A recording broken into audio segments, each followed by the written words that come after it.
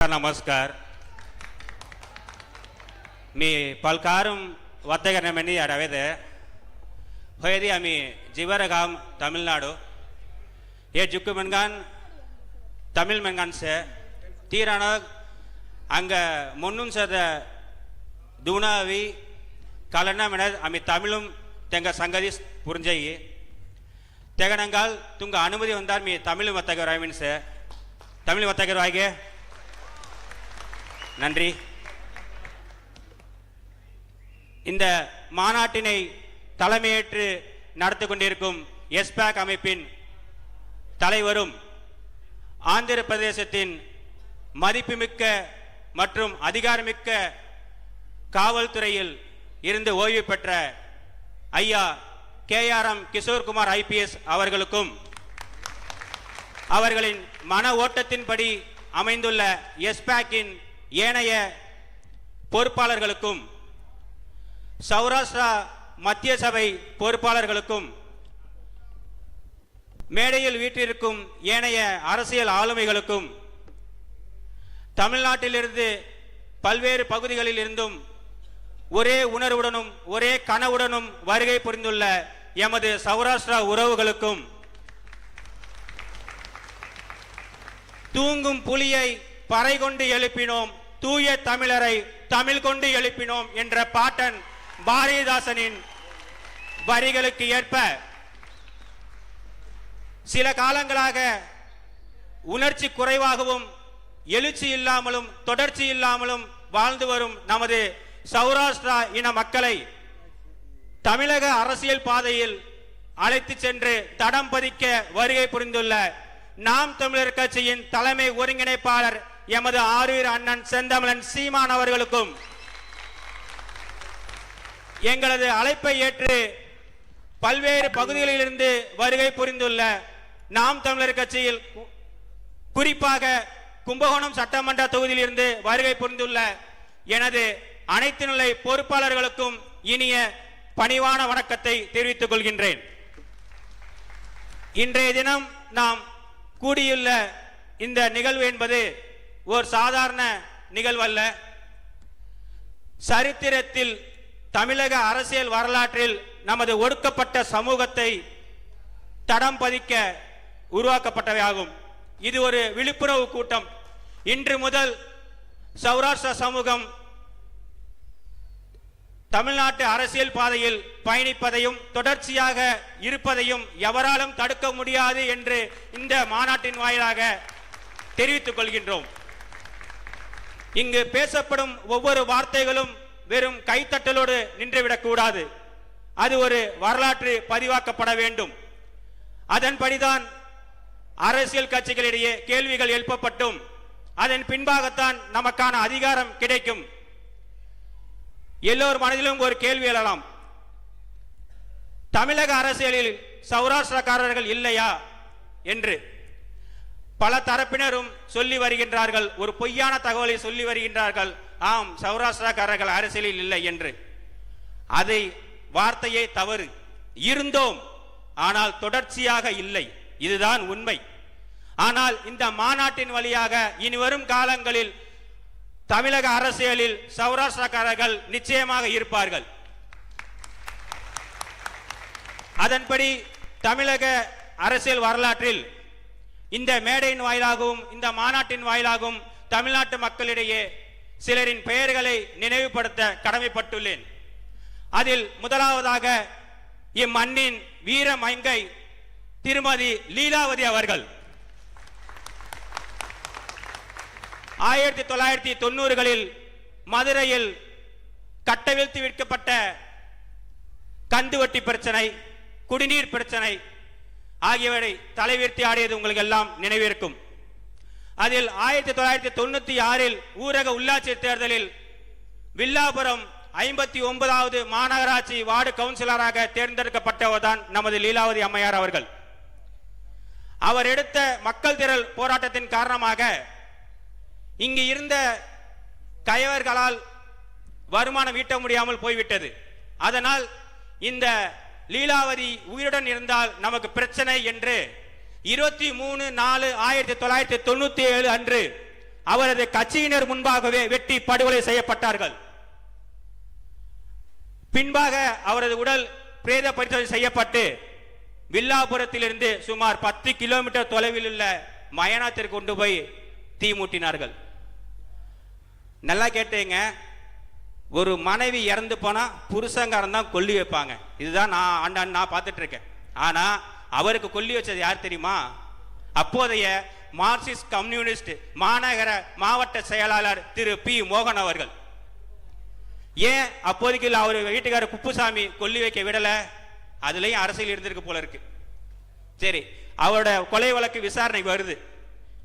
விசாரணைக்கு வந்தப்ப மாவட்ட நீதிபதி ஒருவர் நம்ம மீது ஒரு நல்லெண்ணம் கொண்டவர், இறந்து போன லீலாவதி அம்மையாரின் உயிர் தியாகத்திற்கு உரிய நீதி கிடைக்க வேண்டும் என்கின்ற உயரிய நோக்கத்தின் காரணமாக இந்த வழக்கு இந்த நீதிமன்றத்தில் தற்போது விசாரணைக்கு வந்தால் பாதிக்கப்பட்டவருக்கு ஆதரவாகவும் இறந்தவருக்கு அநீதி இழைக்கப்படும் என்று உண்மையை கூறி அவசர மனுவாக சென்னை உயர்நீதிமன்றத்தில் இந்த நீதிமன்றத்தில் வழக்கு நடைபெறக்கூடாது என்று மனு தாக்கல் செய்து அதன்படி 2003ஆம் ஆண்டு 6 பேர் குற்றம் சாட்ட நபர்களாக, அதாவது ஆயுள் தண்டனை விதித்தார்கள்.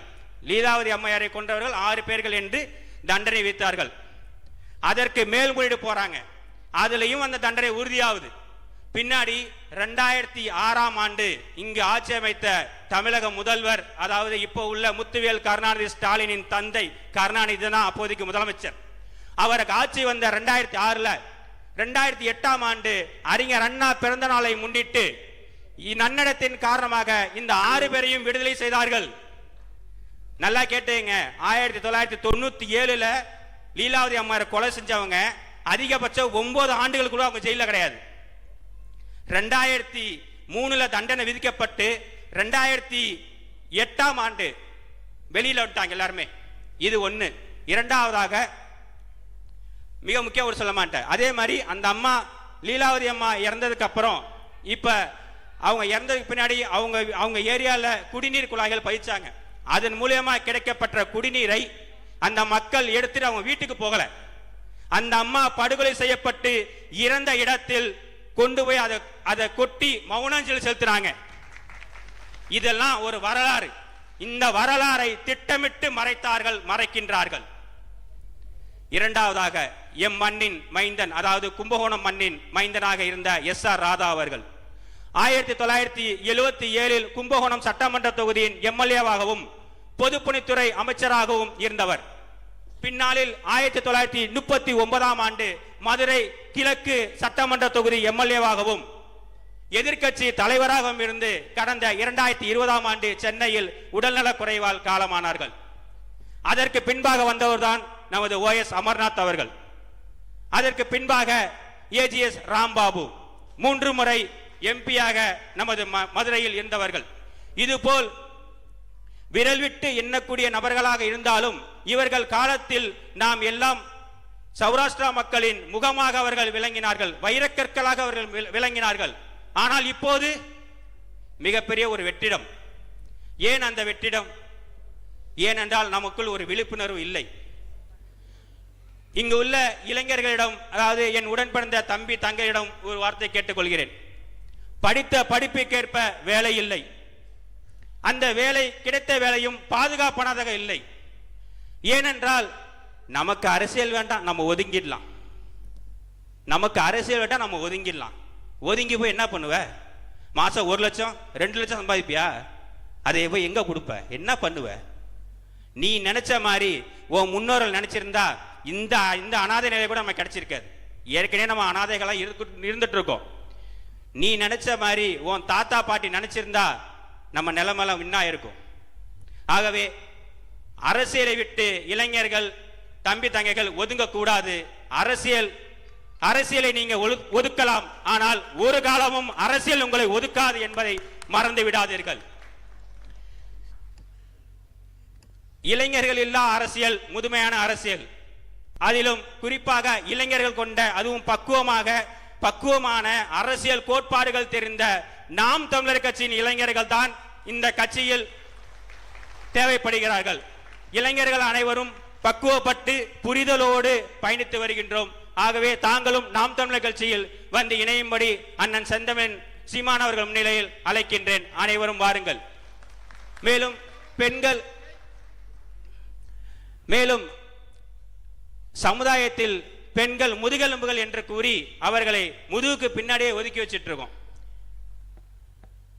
குடும்பத்தை தாங்குபவர்கள் பெண்கள் தான்.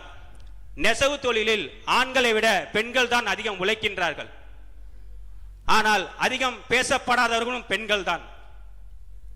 குடும்பத்தை தாங்குறீங்க, பொருளாதாரத்தை தாங்குறீங்க, ஏன் அரசியல் பாதையில வந்து பயணிக்க அச்சப்படுறீங்க? நாங்கெல்லாம் இருக்கோம், வாங்க. ஆணுக்கு பெண் சமம் என்ற பாகுபாட்டின்படி இல்லாமல் ஆணுக்கு பெண் சமம் என்கின்ற நாம் தமிழர் கட்சியின் கோட்பாட்டின்படி எல்லா சட்டமன்ற தேர்தல், எல்லா பாராளுமன்ற தேர்தலிலும் சரிக்கு சமம், அதாவது 117 பெண்கள் 117 ஆண்கள், 20 ஆண்கள் 20 பெண்கள், 40 பாராளுமன்ற தொகுதி என்றால் 20 ஆண்கள் 20 பெண்கள் என்ற விகிதாச்சார அடிப்படையில் எவ்வித பாகுபாடுமின்றி எவ்வித சமரசமுமின்றி களத்தில் சமுதாயத்தில் ஆண்களும் பெண்களும் சமம் என்பதை நிரூபிக்கும் கட்சி நாம் தமிழர் கட்சி. எங்களை விட்டால் உங்களுக்கு முக்கியத்துவம் கொடுப்பதற்கு எவரும் கிடையாது என்பதை மனதில் கொள்ளுங்கள். இந்த மேடையின் வாயிலாக மிக முக்கியமான ஒரு விஷயத்தை சொல்லிக் கொள்கிறேன். நமது சௌராஷ்டிர சமூக மக்களிடையே ஒரு முக்கியமான தவறான புரிதல் கொண்டு போய் சேர்க்கப்படுகின்றது.